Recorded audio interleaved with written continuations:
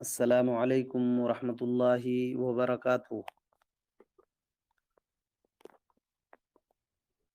الحمد للہ وحدہ والصلاة والسلام علی رسول اللہ صلی اللہ علیہ وسلم وعلی آلہ وصحبہ اجمعین وبعد۔ والعصر ان الانسان لفی خسر الا الذین آمنوا وعملوا الصالحات وتواصوا بالحق وتواصوا بالصبر۔ تمام قسم کی تعریف اللہ تعالیٰ ہی کے لیے لائق اور زیبا ہے، اور تمام نبیوں، رسولوں، پیغمبروں پر اللہ تعالیٰ کی رحمتیں، برکتیں نازل ہوں۔ خاص طور پر ہمارے آخری نبی جناب محمد الرسول اللہ صلی اللہ علیہ وسلم پر، جن کے ذریعے سے ہم کو صحیح دین اور روشن راستہ معلوم ہوا ہے۔ میرے بھائی اور بزرگوں، دوستوں اور پردہ میں رہنے والی خواتین و حضرات، آپ سبھی کو معلوم ہے کہ اللہ کے فضل و کرم سے ہم لوگ ایک کتاب شروع کیے ہیں، شیخ الاسلام محمد بن عبد الوہاب رحمۃ اللہ علیہ کی ثلاثۃ الاصول و ادلتها نام کر کے، جس میں 3 اہم اصول کا ذکر ہے، اور ہم لوگ شرح سے فائدہ اٹھا رہے ہیں۔ محمد بن صالح عثیمین رحمۃ اللہ علیہ کی شرح سے ہم لوگ اہم باتیں سن رہے ہیں۔ ہماری بات چل رہی تھی کہ محمد بن عبد الوہاب رحمۃ اللہ علیہ نے کتاب کی شروع میں 4 مسائل کا ذکر کیا ہے، اور ہم سب کو جو بھی دنیا میں اس کتاب کو پڑھتے ہیں، سنتے ہیں، ان کے لیے رحمت کی دعا کیے ہیں، اور کہا ہے کہ ہم کو جان لینا چاہیے کہ ہمارے اوپر یہ 4 مسئلوں کا جاننا واجب ہے۔ 4 مسئلے کون کون سے؟ ایک، علم سیکھنا، اور دوسرا، جو کچھ بھی سیکھے ہیں اس پر عمل کرنا، تیسرا، اس کی طرف دعوت دینا، اور چوتھا کہ دعوت کے راستے میں جو بھی تکلیفیں، پریشانیاں آئیں گی اس پر صبر کرنا، اور اس کی دلائل بھی سورۃ العصر کی دیے ہیں۔ تو علم کی ہماری بات چل رہی تھی۔ پہلی چیز میں 4 مسائل میں سب سے پہلا مسئلہ جو ہے علم کا ہے۔ تو علم سے کیا مراد ہے؟ اللہ رب العالمین کی معرفت حاصل کرنا، اللہ کے نبی کی معرفت حاصل کرنا، دین اسلام کی معرفت حاصل کرنا دلائل کے ساتھ، یعنی اللہ تعالیٰ کے بارے میں جو کچھ بھی جانکاری حاصل کر رہے ہیں دلائل کے ساتھ، نبی صلی اللہ علیہ وسلم کے بارے میں جو کچھ بھی جانکاری حاصل کر رہے ہیں دلائل کے ساتھ، اور اسی طریقے سے جو دعوت دے رہے ہیں دلائل کے ساتھ ہونی چاہیے۔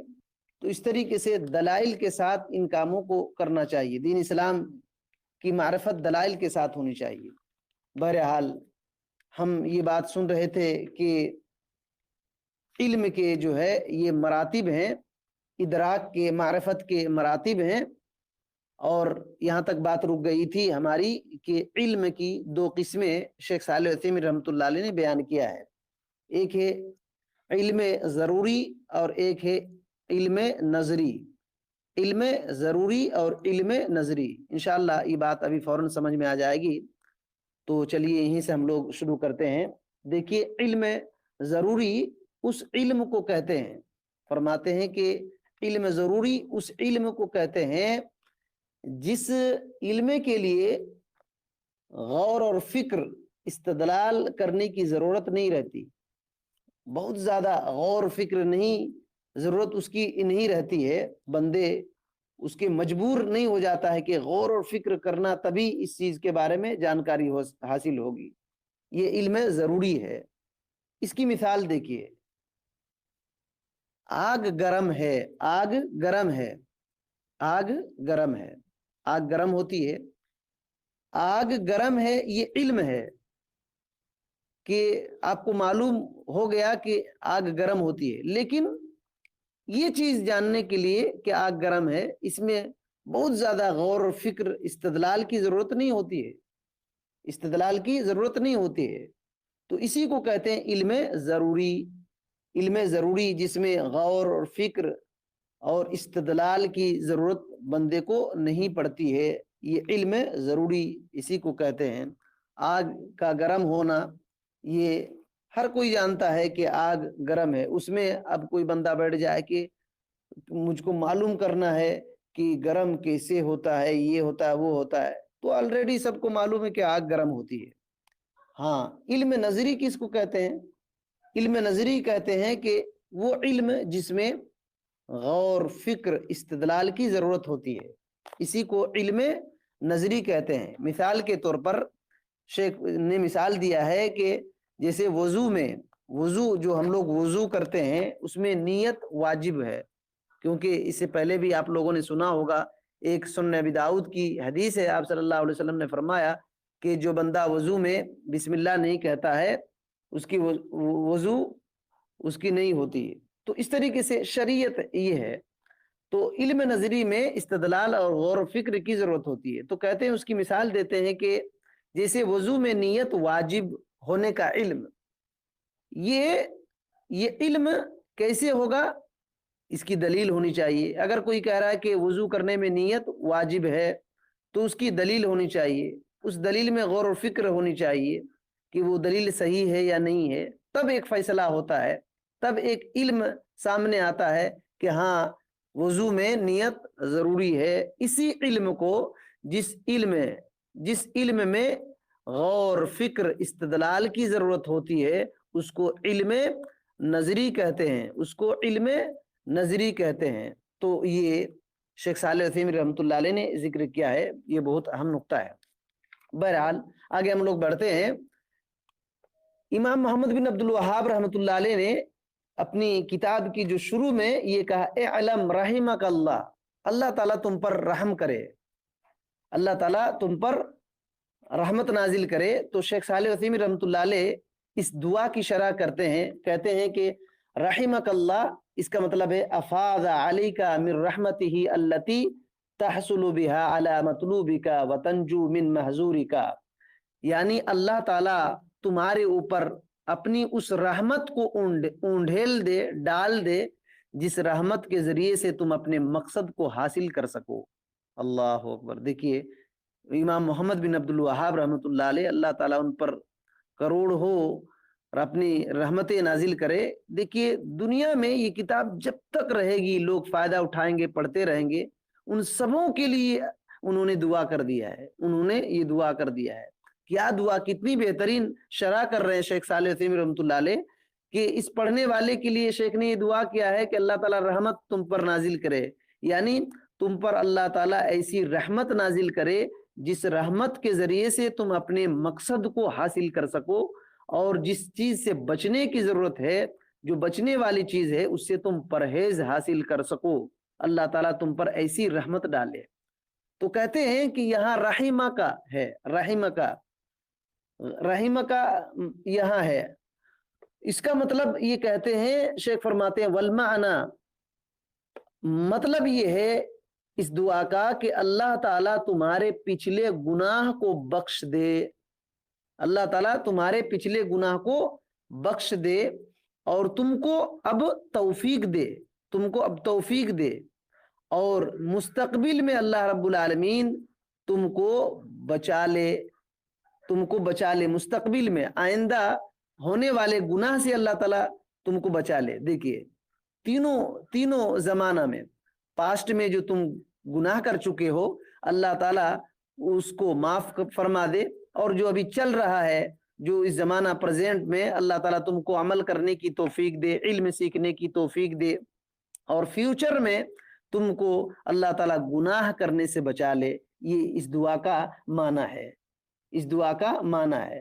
کہتے ہیں کہ یہ صرف رحمت کا معنی ہے، اور لیکن جب اس میں مغفرت ملا دیں گے تو اس کا معنی ہوگا کہ اللہ تعالیٰ تمہارے پچھلے گناہ کو بخش دے، اللہ تعالیٰ پچھلے گناہ کو بخش دے.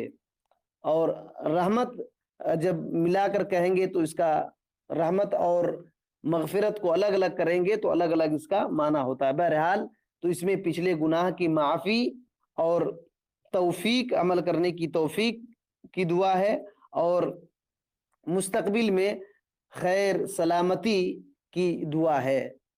शेख सालेह वसीम रहमतुल्लाह अलैह के अलावा दूसरे उलमा ने इस दुआ के बारे में ये कहा है कि अहले सुन्नत वल जमात सलफ सालेहीन जो भी मनहज सलफ पर चलते हैं वो अपने शागिर्दों पर इसी तरह रहम करते हैं, शफकत और मेहरबानी करते हैं।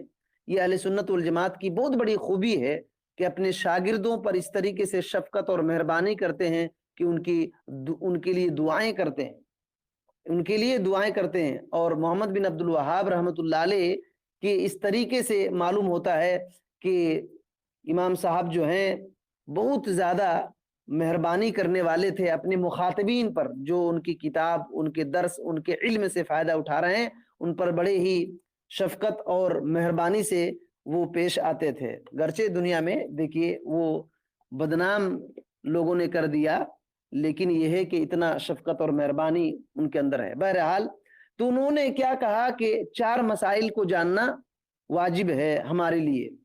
शेख सालेह वसीम रहमतुल्लाह अलैह फरमाते हैं कि जिन मसाइल का इमाम मोहम्मद बिन अब्दुल वहाब रहमतुल्लाह अलैह ने जिक्र किया है, ये दरअसल ऐसे मसाइल हैं, ये 4 मसाइल, यानी इल्म सीखना, उस पर अमल करना, उसकी दावत देना और फिर दावत के रास्ते में जो परेशानी होगी उस पर सब्र करना। कहते हैं कि ये ऐसे मसाइल हैं, ऐसे मसाइल हैं जो पूरे दीन को घेरे हुए हैं, पूरे दीन को घेरे हुए हैं, पूरा दीन इसके अंदर शामिल है और इसके अंदर बहुत ज्यादा फायदे हैं। इसी वजह से हमें इनका एहतमाम करना चाहिए, इनको सीखना चाहिए और इन पर अमल करना चाहिए। अच्छा, उन मसाइल में से पहला मसला क्या है? कहते हैं अल इल्म, इल्म सीखना।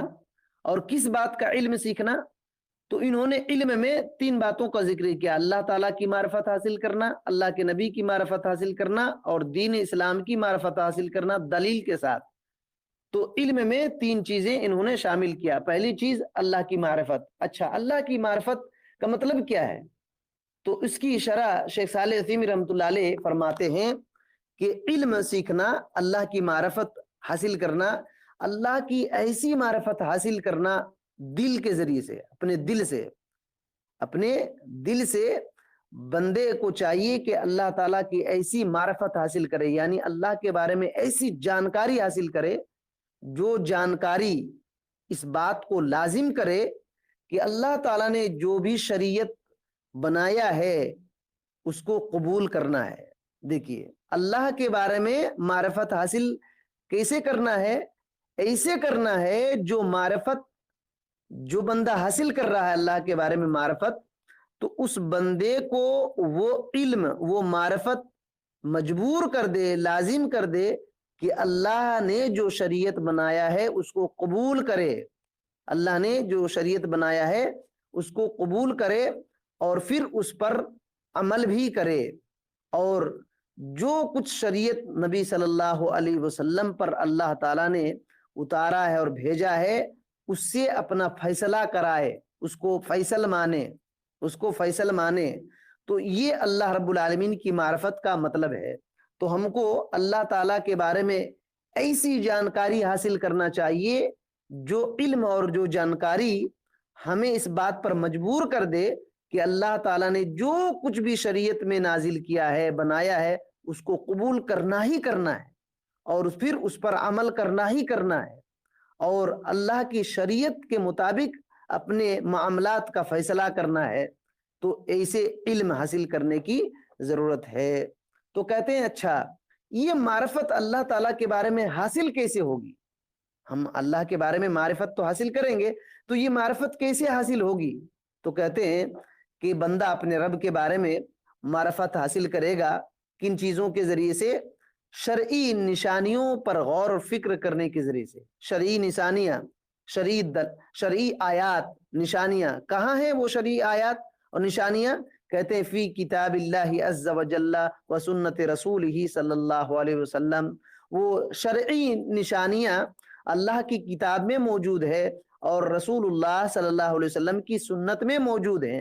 यानी अल्लाह की मारिफत हासिल करना है तो अल्लाह ताला की किताब में, कुरान मजीद में जो अल्लाह की निशानियां बयान हुई हैं और रसूलुल्लाह सल्लल्लाहु अलैहि वसल्लम ने जो अपनी हदीस में اللہ کی نشانیوں کو بیان کیا ہے، ان نشانیوں پر غور و فکر کریں گے تو اللہ تعالیٰ کے بارے میں معرفت حاصل ہو جائے گی، معرفت حاصل ہو جائے گی۔ اور دوسری بات کہاں سے اللہ کی معرفت حاصل ہوگی؟ کہتے ہیں وَالنَّظْرُ فِي الْآيَاتِ الْكَوْنِيَّةِ، کونی نشانیوں کو دیکھیے، ایک نشانی، ایک شرعی نشانی ہوتی ہے اور ایک کونی نشانی۔ شرعی نشانی اللہ تعالیٰ کی کتاب اور سنت رسول میں ہے، اور کونی نشانی بولے تو مخلوق، پوری دنیا کی مخلوق یہ کونی نشانی ہے، تو اس میں بھی بندہ غور و فکر کرے تو اللہ کی معرفت اس کو حاصل ہو جائے گی۔ کہتے ہیں کہ فَإِنَّ الْإِنسَانَ كُلَّمَا نَظَرَ فِي تِلْكَ الْآيَاتِ ازْدَادَ عِلْمًا بِخَالِقِهِ وَمَعْبُودِهِ۔ کہتے ہیں کہ انسان جب بھی ان نشانیوں پر غور و فکر کرے گا، شرعی نشانیوں پر اور کونی نشانیوں پر جب غور کرے گا تو اپنے خالق اور معبود حقیقی بارے میں اس کا علم بڑھتا جائے گا، اس کا علم بڑھتا جائے گا۔ تو یہ شرعی نشانیاں قرآن مجید میں ہیں اور اللہ کے نبی صلی اللہ علیہ وسلم کی احادیث میں ہیں۔ اب جو بندہ غور کریں کہ جو بندہ قرآن ہی نہیں پڑھا ہے، شرعی نشان کو تو پڑھے گا نہیں، تو اللہ کی معرفت کیسے حاصل ہوگی؟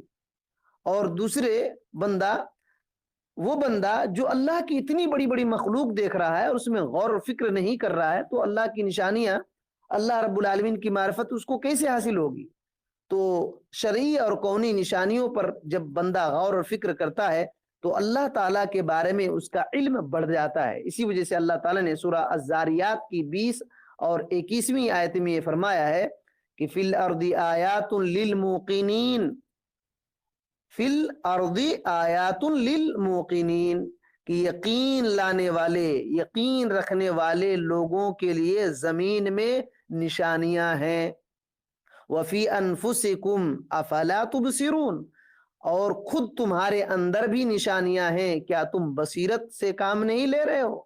اللہ تعالیٰ نے یہاں یہ کونی نشانیوں کے بارے میں کہا ہے، کیونکہ زمین یہ تو کتاب اللہ نہیں ہے نا، یہ قرآن تو نہیں، زمین کو قرآن نہیں کہیں گے۔ شرعی نشانی قرآن اور حدیث میں ہے، اور قرآن حدیث کے علاوہ دنیا میں جو مخلوق ہے، زمین، آسمان، ستارے، سیارے، یہ گلیکسی اور کیا کیا آسمان میں جو ملکی وے اور کیا کیا ہے، اس میں غور و فکر کرنا، اس میں غور و فکر کرنا، جب بندہ غور و فکر کرتا ہے تو اللہ کی معرفت حاصل ہوتی ہے۔ زمین پر غور کرے گا تو اللہ کی بہت ساری نشانیاں ہیں۔ اسی وجہ سے اللہ تعالیٰ نے خصوصی طور پر سورہ زاریات میں زمین کو ذکر کیا، اور خود ہمارا اپنا نفس، ہم اپنے آپ پر غور کریں گے کہ ہمارا دل ہے، ہمارا ہاتھ پیر ہے، ہماری آنکھیں ہیں، ہم بولتے ہیں، حالانکہ یہ جو ہے زبان جو ہے گوشت کی ہے، پھر اسے ہم چکھتے ہیں، بولتے ہیں، آواز نکلتی ہے۔ کیسے یہ سب ہو رہا ہے؟ یہ سب کیسے ہو رہا ہے؟ اللہ نے پیدا کیا ہے، تو اللہ کی معرفت بندے کو ہوگی۔ تو یہ بہت اہم نقطہ ہے۔ تو اللہ کی معرفت، پہلا علم، اللہ کی معرفت حاصل کرنا۔ اللہ کی معرفت حاصل کریں گے تو ایسے کرنا چاہیے کہ اللہ کی جو شریعت ہے اس کو قبول کر سکیں، اور اللہ تعالیٰ نے جو کچھ قانون بنایا ہے اس پر چل سکیں، فرما برداری کر سکیں، اللہ کے حکم کو مان سکیں۔ اور یہ چیز کہاں سے حاصل ہوگی؟ اللہ تعالیٰ کی نشانیوں پر غور و فکر کرنے سے۔ اور نشانیاں دو طرح سے ہوتی ہیں، ایک شرعی نشانی جو اللہ کی کتاب میں ہے اور رسول اللہ صلی اللہ علیہ وسلم کی احادیث میں ہے، اور کونی نشانی مخلوقات میں ہے، مخلوقات، پوری مخلوقات میں کونی نشانی ہے۔ تو یہ شیخ صالح عثیمین رحمۃ اللہ علیہ نے بہترین شرح کیا ہے۔ اللہ تعالیٰ ان کو جزائے خیر دے اور جنت میں اعلیٰ مقام دے، ان کے قبر کو اللہ تعالیٰ نور سے بھر دے، اور ہمیں ان کے علم سے فائدہ اٹھانے کی توفیق دے۔ اچھا، دوسری بات انہوں نے علم میں یہ کہا کہ نبی صلی اللہ علیہ وسلم، اللہ کے نبی کی معرفت حاصل کرنا۔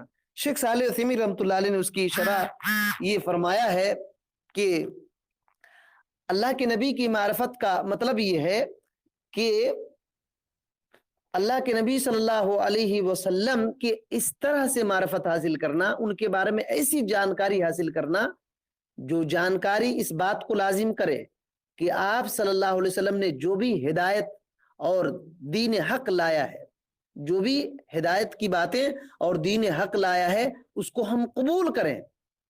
آپ صلی اللہ علیہ وسلم کے بارے میں ایسی جانکاری، ہم کو ایسی معرفت رکھنا ہے کہ جو کچھ بھی آپ نے دین حق اور ہدایت لایا ہے اس کو قبول کر سکیں، اور جو کچھ بھی آپ صلی اللہ علیہ وسلم نے خبر دیا ہے اس کو سچا جان سکیں، سچا جانیں، اور جو کچھ بھی آپ صلی اللہ علیہ وسلم نے حکم دیا ہے کرنے کے لیے اس کو انجام دیں، اور جن چیزوں سے روکا ہے ان سے بچ جائیں، اور آپ صلی اللہ علیہ وسلم نے جو کچھ بھی شریعت لایا ہے اس کے مطابق ہم فیصلہ کریں، اور آپ نے جو فیصلہ کر دیا ہے اس سے راضی ہو سکیں۔ یہ تمام باتیں آپ صلی اللہ علیہ وسلم کی معرفت ایسے حاصل کرنا چاہیے کہ ان سب چیزیں حاصل ہو جائے، یہ اس کا مطلب ہے۔ شیخ صالح عثیمین رحمۃ اللہ علیہ نے کتنے بہترین شرح کیا ہے۔ تو ہمارے نبی صلی اللہ علیہ وسلم کی معرفت حاصل کرنا، آپ کے بارے میں جانکاری حاصل کرنا، آپ کون تھے، آپ کا خاندان کیا تھا، آپ کے اخلاق کیا تھے، آپ کے کردار کیا تھے، آپ کیسے رہتے تھے، کیسے اٹھتے تھے، آپ نبی کب بنے، اور آپ نے کیا پیغام دیا، یہ سب جب جان لیں گے تو آٹومیٹک آپ کے دل میں وہ بات بیٹھ جائے گی کہ آپ نے جو کچھ بھی ہدایت لایا ہے اور دین حق لایا ہے اس کو قبول کریں گے، آپ اس کو قبول کریں گے، اور آپ کی خبریں جو کچھ بھی آپ نے بتایا ہے گزشتہ زمانے کے بارے میں یا تو آئندہ ہونے والی قیامت کی نشانیوں کے بارے میں، قیامت کے بارے میں اور جنت و جہنم کے بارے میں، ان خبروں کو آپ سچ جان سکتے ہیں، اور جو کچھ بھی آپ نے حکم دیا ہے ان کو کرنا، ایسی معرفت حاصل کرنے کی ضرورت ہے۔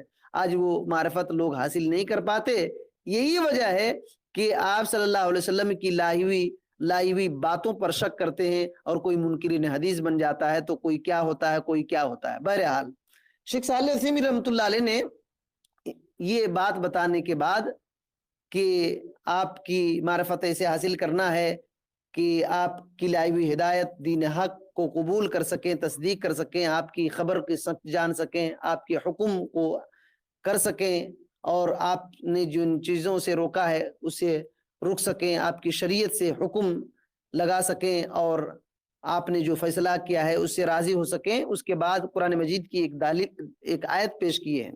اللہ تعالیٰ فرماتا ہے، سورہ نساء کی 65ویں آیت ہے، فَلَا وَرَبِّكَ لَا يُؤْمِنُونَ حَتَّى يُحَكِّمُوكَ فِي مَا شَجَرَ بَيْنَهُمْ ثُمَّ لَا يَجِدُوا فِي أَنفُسِهِمْ حَرَجًا مِمَّا قَضَيْتَ وَيُسَلِّمُوا تَسْلِيمًا۔ اللہ رب العالمین نے یہ فرمایا کہ تیرے رب کی قسم، وہ ایماندار نہیں ہو سکتے، وہ مومن نہیں ہو سکتے جب تک کہ آپس کے اختلافات میں آپ کو حاکم نہ مان لیں۔ نبی صلی اللہ علیہ وسلم سے اللہ تعالیٰ فرماتا ہے کہ تیرے رب کی قسم، وہ لوگ مومن نہیں ہو سکتے جب تک کہ اپنے آپس میں جو اختلاف ہوا ہے اس اختلاف میں آپ کو حاکم نہ مان لیں، اور پھر جو آپ فیصلہ کر دیں ان سے اپنے دل میں کسی طرح کی تنگی اور ناخوشی نہ پائیں، اور پھر اس کو تسلیم کر لیں، قبول کر لیں، تبھی وہ مومن ہو سکتے ہیں، تبھی وہ مومن ہو سکتے ہیں۔ تو اس آیت کریمہ میں یہ بات بتلایا ہے، اللہ کے نبی صلی اللہ علیہ وسلم کو اختلافات میں فیصل ماننا ہے، آپ کے فیصلے کو قبول کرنا ہے، دل میں تنگی محسوس نہیں کرنا۔ یہ کب حاصل ہوگا؟ جب آپ کے بارے میں جانکاری ہوگی تب کر سکتے ہیں ایسا۔ اسی وجہ سے ہم اپنے معاملات کو نبی علیہ الصلوۃ والسلام کی احادیث سے حل نہیں کراتے میرے بھائیوں۔ کیوں؟ ہم کو اللہ کے نبی صلی اللہ علیہ وسلم کے بارے میں جس طرح معرفت حاصل ہونی تھی، جانکاری حاصل ہونی تھی، وہ جانکاری نہیں ہے، وہ جانکاری نہیں ہے۔ اسی وجہ سے ہمارے آپس کے معاملے، دینی معاملے کا حل ہم قرآن و سنت سے نہیں کرواتے۔ بہرحال اللہ تعالیٰ نے دوسری جگہ سورہ نور کے اندر آیت نمبر 50 میں یہ فرمایا، انما كان قول المؤمنین اذا دعوا الى اللہ ورسولہ لیحکم بینہم ان یقولوا سمعنا واطعنا واولئک هم المفلحون۔ اللہ تعالیٰ فرماتا ہے کہ مومنوں کی بات یہ ہوتی ہے جب ان کو اللہ کے اور رسول کی طرف بلایا جاتا ہے مومنوں کو، تاکہ ان کے درمیان، ان مومنوں کے درمیان فیصلہ کیا جائے، تو وہ کہتے ہیں کہ سمعنا واطعنا، ہم نے سنا اور اطاعت کیا، اللہ اور اس کے رسول کی بات کو سنا اور اطاعت کیا، یہ مومن لوگ کہتے ہیں۔ اللہ تعالیٰ نے فرمایا اولئک هم المفلحون، یہی لوگ کامیابی ہونے والے ہیں، یہی لوگ کامیاب ہونے والے ہیں۔ تو ایک مومن آدمی جو اللہ اور اس کے رسول پر ایمان رکھتا ہے تو اللہ اور اس کے رسول نے جو فیصلہ کر دیا ہے اس کو سن کر کے اطاعت کرتا ہے، اس میں کیوں، کیسے، کس لیے، کیوں، وجہ کیا ہے، یہ سب نہیں پوچھتا، بلکہ سن لیا اور اطاعت کیا، تو یہی کامیاب انسان ہے۔ اللہ تعالیٰ نے سورہ نساء میں آیت نمبر 50/9 میں یہ فرمایا ہے فَإِن تَنَازَعْتُمْ فِي شَيْءٍ فَرُدُّوهُ إِلَى اللَّهِ وَالرَّسُولِ إِن كُنتُمْ تُؤْمِنُونَ بِاللَّهِ وَالْيَوْمِ الْآخِرِ ذَلِكَ خَيْرٌ وَأَحْسَنُ تَأْوِيلًا، کہ جب تم کسی چیز میں تم لوگ اختلاف کرو تو اس اختلاف کو اللہ کی طرف اور رسول کی طرف لوٹاؤ، اگر تم اللہ پر اور آخرت کے دن پر ایمان لاتے ہو تو یہ تمہارے لیے بہتر ہے، یہ تمہارے لیے بہتر ہے، انجام کے اعتبار سے یہ اچھا ہے۔ تو اس آیت کریمہ میں بھی اللہ تعالیٰ نے کہا کہ جب تمہارا آپس میں اختلاف ہو جائے تو اس اختلاف کو اللہ اور اس کے رسول صلی اللہ علیہ وسلم کی طرف پلٹانا ہے۔ کون پلٹائے گا؟ جو اللہ پر ایمان لاتا ہے اور آخرت کے دن پر ایمان لاتا ہے وہ، گویا کہ اگر نہیں پلٹا رہے ہیں تو پھر ایمان کی کمی ہے یا تو ایمان ہی نہیں ہے، ایمان کی کمی یا تو ایمان ہی نہیں ہے۔ اور ایک جگہ اللہ رب العالمین نے یہ فرمایا سورہ نور کی آیت نمبر 60/3 میں فَلْيَحْذَرِ الَّذِينَ يُخَالِفُونَ عَنْ أَمْرِهِ أَن تُصِيبَهُمْ فِتْنَةٌ أَوْ يُصِيبَهُمْ عَذَابٌ أَلِيمٌ، کہ ان لوگوں کو ڈر جانا چاہیے جو رسول اللہ صلی اللہ علیہ وسلم کے حکم کے خلاف کرتے ہیں، ان کو ڈر جانا چاہیے۔ کیا ڈرنا چاہیے؟ کس بات سے ڈرنا چاہیے؟ کہیں ایسا نہ ہو کہ وہ فتنے میں گرفتار ہو جائیں اور دردناک عذاب ان پر آ پڑے، آفت آ جائے، تو اس چیز سے ڈر جانا چاہیے۔ اس کا مطلب یہ ہوا کہ جو آدمی رسول اللہ صلی اللہ علیہ وسلم کے حکم کے خلاف کام کرتا ہے وہ فتنے میں پڑ جائے گا یا تو دردناک عذاب میں پڑے گا۔ شیخ صالح عثیمی رحمۃ اللہ علیہ نے امام احمد بن حنبل رحمۃ اللہ علیہ کا قول ذکر کیا ہے کہ اس آیت کریمہ میں جو ہے ان تصیبہم فتنہ، فتنہ سے کیا مراد ہے؟ جو اللہ کے نبی صلی اللہ علیہ وسلم کے حکم کے خلاف کام کرتے ہیں وہ فتنے میں پڑ جائے گا، تو یہ فتنہ سے کیا مراد ہے؟ امام احمد بن حنبل رحمۃ اللہ علیہ کہتے ہیں اتدری ما الفتنہ، کیا تم جانتے ہو کہ اس آیت میں جو فتنہ ہے وہ فتنہ کیا ہے؟ الفتنہ تو الشرک، فتنہ شرک ہے۔ اللہ المستعان، اللہ تعالی ہمیں بچائے۔ اللہ تعالیٰ نے کیا فرمایا؟ جو رسول اللہ صلی اللہ علیہ وسلم کے خلاف کرتے ہیں ان کو ڈرنا چاہیے کہ کہیں وہ فتنے میں گرفتار ہو جائیں۔ امام احمد بن حنبل رحمۃ اللہ علیہ کیا فرماتے ہیں؟ فتنے سے مراد شرک ہے۔ تو گویا کہ وہ آدمی جو رسول اللہ صلی اللہ علیہ وسلم کے حکم کے خلاف کام کرتا ہے وہ بندہ شرک میں پڑ جا سکتا ہے، وہ آدمی شرک میں پڑھ سکتا ہے۔ اور فرماتے ہیں کہ شاید ایسا ہو سکتا ہے، امام احمد بن حنبل رحمۃ اللہ علیہ کہتے ہیں کہ شاید ایسا ہو سکتا ہے کہ بعض قول نبی صلی اللہ علیہ وسلم کی بعض باتوں کو جب بندہ رد کر دے تو اس کے دل میں ایسی چیز پڑ جاتی ہے جس کی وجہ سے وہ بندہ ہلاک ہو سکتا ہے، اس کا نتیجہ ہلاکت ہے، اس کا نتیجہ ہلاکت ہے۔ تو بہرحال محمد صلی اللہ علیہ وسلم کی معرفت، ہمارے نبی صلی اللہ علیہ وسلم کی معرفت ایسے حاصل کرنا ہے کہ آپ کی لائی ہوئی باتوں کو ہم قبول کر سکیں، آپ کی لائے ہوئے دین حق کو قبول کر سکیں، آپ کی خبر کو سچا جان سکیں، سچی جان سکیں، اور آپ نے جو کچھ بھی حکم دیا ہے اس کو کر سکیں، روکا ہے اسے رک سکیں، اور آپ کا فیصلہ جو کچھ ہو چکا ہے اس سے ہم راضی ہو جائیں گے۔ ایسا علم ہمارے نبی صلی اللہ علیہ وسلم کے بارے میں ہمیں جانکاری رکھنے کی ضرورت ہے۔ اچھا، اور کیا ہے؟ دین اسلام کی معرفت، دین اسلام کی معرفت، دین اسلام کی معرفت کے بارے میں شیخ صالح عثیمی رحمۃ اللہ علیہ فرماتے ہیں کہ اسلام جو ہے، اسلام اس کا دو معنی ہے۔ دیکھیے بہت بہترین شرح فرماتے ہیں، ان سب چیزوں کو جاننا ضروری ہے۔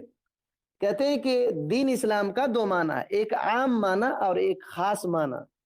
عام معنی کہتے ہیں کہ عام معنی کے اعتبار سے اسلام کا مطلب ہوتا ہے اللہ تعالیٰ کی فرما برداری کرنا، ان شریعت کے ذریعے سے جو شریعت اللہ تعالیٰ نے جب سے رسولوں کو بھیجا ہے قیامت تک جب سے رسولوں کو سلسلہ جاری کیا ہے قیامت تک، قیامت کے قائم ہونے تک جو بھی شریعت اللہ تعالیٰ نے بنایا ہے اس شریعت کے مطابق اللہ تعالیٰ کی عبادت کرنا، فرما برداری کرنا، فرما برداری کرنا۔ جب سے رسولوں کو بھیجا ہے، ہمارے نبی صلی اللہ علیہ وسلم سے پہلے بھی بہت سارے پیغمبر گزر چکے ہیں، تو اس وقت سے اللہ تعالیٰ نے جو کچھ بھی شریعت نازل کیا ہے قیامت تک ان شریعت کے مطابق اللہ تعالیٰ کی عبادت کرنا، فرما برداری کرنا۔ اور کہتے ہیں کہ ان باتوں کو اللہ تعالیٰ نے بہت ساری آیتوں میں ذکر کیا ہے، اور جو آیتیں اس بات پر دلالت کرتی ہیں کہ ہمارے نبی صلی اللہ علیہ وسلم سے پہلے جو گزشتہ شریعت ہے وہ تمام کی تمام اللہ تعالیٰ ہی کا اسلام تھا، اللہ ہی کا اسلام تھا۔ پچھلے پیغمبروں پر جو کچھ بھی نازل ہوا اس کو اسلام کہا جائے گا۔ اسی وجہ سے حضرت ابراہیم علیہ السلام کے بارے میں اللہ تعالیٰ نے سورہ بقرہ کی آیت نمبر 128 میں یہ ذکر کیا کہ حضرت ابراہیم علیہ السلام نے کیا کہا، ربنا وجعلنا مسلمین لکا ومن ذریتنا امتا مسلمتا لکا۔ ربنا، اے ہمارے رب، اے ہمارے پروردگار، وجعلنا مسلمین لکا، اللہ تعالیٰ ہم کو تیرا فرما بردار بنا دے، فرما بردار بنا دے، مسلمان بنا دے۔ مسلمان کا مطلب یہ وہی ہوتا ہے کہ اللہ رب العالمین نے جو کچھ بھی کہا ہے اس کو سر تسلیم خم کر دینا، مان لینا، اس پر عمل کرنا، روکا ہے اس سے رک جانا۔ تو حضرت ابراہیم علیہ السلام یہ دعا کر رہے ہیں کہ ہمارے رب ہم کو تیرا فرما بردار بنا اور ہماری ذریت میں سے ایک جماعت کو مسلمان بنا جو تیری فرما برداری کرے گی۔ تو حضرت ابراہیم علیہ السلام نبی صلی اللہ علیہ وسلم سے پہلے کے پیغمبر ہیں، تو اس وقت بھی یہ دعا کر رہے ہیں، اس وقت بھی اسلام تھا، مسلمان جو بھی اللہ تعالیٰ کی شریعت کو مانتے ہیں اس کو مسلمان کہا جاتا تھا۔ تو اور اسلام کا خاص معنی کیا ہے، یہ عام معنی میں داخل ہے۔ جتنے بھی پچھلے پیغمبر آئے ہیں قیامت تک جو بھی شریعت ہے تو اس کو اسلام کہا جائے گا، پچھلے پیغمبروں کی باتوں کو بھی اسلام کہا جائے گا۔ لیکن اسلام کا ایک خاص معنی ہے، کہتے ہیں وہ خاص معنی کب سے ہے، محمد صلی اللہ علیہ وسلم کے بعد، نبی صلی اللہ علیہ وسلم کے آنے کے بعد اللہ تعالیٰ نے آپ صلی اللہ علیہ وسلم کو جو کچھ بھی دے کر کے بھیجا، جو کچھ بھی دے کر کے بھیجا اسی کو اسلام کہتے ہیں۔ خاص معنی کے مطابق، خاص معنی کے مطابق اسی کو اسلام کہتے ہیں، یہ خاص ہے۔ آپ صلی اللہ علیہ وسلم کے آنے کے بعد جو کچھ بھی اللہ تعالیٰ نے شریعت میں نازل کیا ہے، آپ کو دے کر کے بھیجا ہے، یہ اسلام ہے، خاص اسلام ہے۔ کہتے ہیں کہ کیونکہ نبی صلی اللہ علیہ وسلم کی بعثت کے بعد، آنے کے بعد پورے پچھلے تمام ادیان منسوخ ہو چکے ہیں۔ اب مسلمان وہی ہوگا جو آدمی ہمارے نبی صلی اللہ علیہ وسلم کی اتباع کرے گا، اور جو ہمارے نبی صلی اللہ علیہ وسلم کی اتباع نہیں کرے گا وہ مسلم نہیں ہے، وہ مسلم نہیں ہے۔ یہ خاص معنی ہے اسلام کا۔ ہمارے نبی صلی اللہ علیہ وسلم کے آنے کے بعد اب جو بھی آدمی ہمارے نبی صلی اللہ علیہ وسلم کی اتباع کرے گا وہ مسلمان ہوگا، جو اتباع نہیں کرے گا وہ مسلمان نہیں ہوگا۔ اور ہمارے نبی صلی اللہ علیہ وسلم سے پہلے کے جو پچھلے پیغمبر ہیں ان کے اتباع کرنے والے ان کے زمانے میں مسلمان تھے، یہ بات سمجھ لیجیے۔ تو شیخ فرماتے ہیں فَالْيَهُودُ مُسْلِمُونَ فِي زَمَنِ موسیٰ علیہ السلام، تو یہود جو ہے موسیٰ علیہ السلام پر چلتے تھے نا، ان کی پیروی کرتے تھے، تو یہود موسیٰ علیہ السلام کے زمانے میں وہ مسلمان تھے، ان کو مسلمان کہا جائے گا۔ جو یہود موسیٰ علیہ السلام کے زمانے میں تھے ان کو مسلمان کہا جائے گا۔ اور نصارہ حضرت عیسیٰ علیہ السلام کے زمانے میں وہ مسلمان کہلائے، لیکن محمد صلی اللہ علیہ وسلم کے بعد آ جانے کے بعد جن لوگوں نے بھی آپ صلی اللہ علیہ وسلم کو انکار کر دیا وہ مسلمان نہیں ہیں۔ تو جو یہود اور نصارہ آپ صلی اللہ علیہ وسلم کے آنے کے بعد آپ پر ایمان نہیں لائے، گرچہ حضرت موسیٰ علیہ السلام پر ایمان لائے تھے، حضرت عیسیٰ علیہ السلام پر ایمان لائے تھے، لیکن اب وہ مسلمان نہیں کہے جائیں گے۔ ہمارے نبی صلی اللہ علیہ وسلم سے پہلے اگر موسیٰ علیہ السلام پر ایمان لا کر کے ان کی باتوں پر عمل کرتے تھے تو اس وقت وہ مسلمان تھے، لیکن ہمارے نبی کے آنے کے بعد جن لوگوں نے بھی ہمارے نبی پر ایمان نہیں لایا اور آپ کا انکار کر دیا، اس کو مسلمان نہیں کہیں گے۔ یہ اسلام کا ایک خاص معنی ہے۔ تو عام معنی اور خاص معنی یہی ہے۔ اور کہتے ہیں شیخ صالح عثیمین رحمۃ اللہ علیہ فرماتے ہیں وَهَذَا الدِّينُ الْإِسْلَامُ هُوَ الدِّينُ الْمَقْبُولُ عِنْدَ اللَّهِ النَّافِعُ لِصَاحِبِهِ، کہتے ہیں یہی اسلام جو خاص اسلام ہے، کہتے ہیں یہی اسلام جو نبی صلی اللہ علیہ وسلم کے آنے کے بعد جو اسلام خاص ہے، یہی وہ اسلام ہے، وہ دین ہے جو اللہ تعالیٰ کے نزدیک قابل قبول ہے، اور جو اس کو مانے گا اس کے لیے فائدہ دینے والا ہے۔ اسی وجہ سے اللہ تعالیٰ نے سورہ آل عمران کی آیت نمبر 19 میں کہا ان الدین عند اللہ الاسلام، کہ اللہ تعالیٰ کے نزدیک، یقیناً اللہ تعالیٰ کے نزدیک دین صرف اسلام ہے، دین صرف اسلام ہے۔ تو کس دین کی بات ہے؟ اسی دین کی بات ہے۔ اور اللہ تعالیٰ نے فرمایا سورہ آل عمران کی 85ویں آیت میں، 85 نمبر 85 میں وَمَن يَبْتَغِي غَيْرَ الْإِسْلَامِ دِينًا فَلَن يُقْبَلَ مِنْهُ وَهُوَ فِي الْآخِرَةِ مِنَ الْخَاسِرِينَ، جو آدمی اسلام کے علاوہ کسی دین کو تلاش کرتا ہے تو اس کی طرف سے وہ دین قبول نہیں کیا جائے گا اور آخرت میں نقصان اٹھانے والوں میں سے ہوگا، نقصان اٹھانے والوں میں سے ہوگا۔ تو شیخ صالح عثیمین رحمۃ اللہ علیہ فرماتے ہیں یہی وہ اسلام ہے جس اسلام کے ذریعے سے اللہ تعالیٰ نے محمد صلی اللہ علیہ وسلم اور محمد صلی اللہ علیہ وسلم کی امت پر احسان جتلایا ہے، اور یہ کہا ہے الیوم اکملت لکم دینکم واتممت علیکم نعمتی ورضیت لکم الاسلام دینا، کہ آج میں تمہارے لیے تمہارے دین کو مکمل کر دیا اور تم پر اپنی نعمت کو تمام کر دیا اور تمہارے لیے اسلام کو دین سمجھ کر کے راضی ہو گیا۔ تو یہ دین کی معرفت کے تعلق سے شیخ صالح عثیمین رحمۃ اللہ علیہ نے اہم باتیں بتلائی ہیں۔ انشاءاللہ ہماری بات اور آئے گی۔ اللہ تعالیٰ سے دعا کرتے ہیں کہ اللہ تعالیٰ ہمیں ان اہم باتوں کو سمجھنے کی توفیق دے اور صحیح علم سیکھنے، اس پر عمل کرنے، اس کی دعوت دینے، اور دعوت میں جو پریشانیاں آتی ہیں اس پر صبر کرنے کی توفیق دے۔ اللہ تعالیٰ ہمیں ہر قسم کے بدعات، خرافات، شرک اور رسم و رواج اور جو بھی غلط راستے ہیں ان سے بچے رہنے کی توفیق دے۔ آمین۔ السلام علیکم ورحمۃ اللہ وبرکاتہ۔